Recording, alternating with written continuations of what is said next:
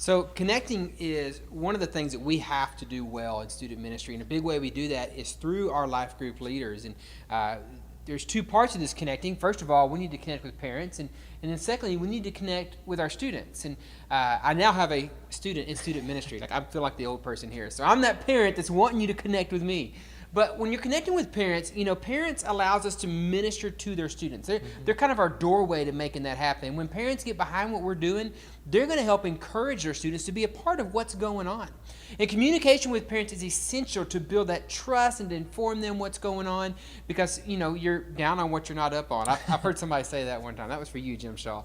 But especially for middle schoolers, when they're coming into our ministry, there's a lot of sixth graders that come in that a lot of the parents think, well, they're not old enough to be a part of student ministry. And we want to help them understand that we really are doing everything we can to make a good, safe environment that allows them to build relationships and grow in their faith. And your class attendance has a number for each student, but understand that sometimes these numbers are for parents, sometimes they're not. So if you get in a spot where you need some contact information for parents, let us know. Students at fbcrogers.org, or you're welcome to email me or Brock or Bridget, any of us individually too. We'll help get that information into your hands. And then also try to connect with parents at church. When you see them walking around, connect with them. Now, I'm going to say this, and Brock, you know what I'm saying here. There's times you want to walk up to that parent and be, hey, your kid's a knucklehead. I get it. I've been there. But don't use the time of connecting with parents to do that. In fact, what I would encourage you to do is just be encouraging those parents. Even if that student has caused all kinds of issues in your life group, walk up to their parent and say good things about that student, even if you have to lie. Now, I'm just kidding. Don't lie about it. But seriously, encourage those parents, because you don't know what's going on at home. They may be struggling with them as well. Another thing, if you have a student come in your ministry for the first time and that parent is not involved in our church, not a part of our church, try to get some of their info so that we can send them some parent information, and also tell them about Remind 101. Basically what they do, take their phone, they're going to text the number 81010, and the information to text would just simply say at FBR Parents. That's FBR, First Baptist Rogers Parents. And then that will get them on our texting list where we can send them some information too.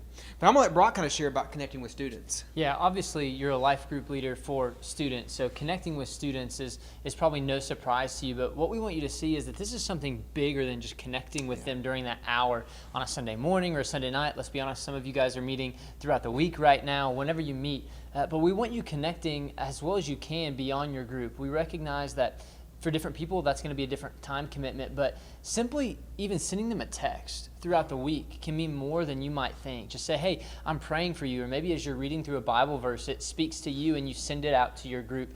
That can really go a long way with students. Also, don't be afraid to go meet them on their turf. Don't be afraid to go to their sporting events or their extracurricular activities. This is also a great way to connect with parents at those activities.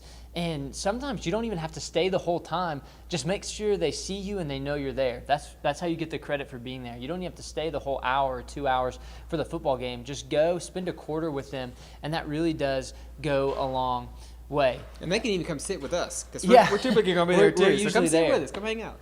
Yeah, and so as you have new students coming in, connecting with them is important for them to return. I would connect with those new students within 24 hours. Yeah. You have their information as they fill out our life group sheets. Send them a text, or maybe that morning we have postcards that you can write for them. Try to reach out to them within 24 hours. And then as the weeks go on, if you notice that a student hasn't been there in maybe 2 weeks, send them a text or send them a postcard.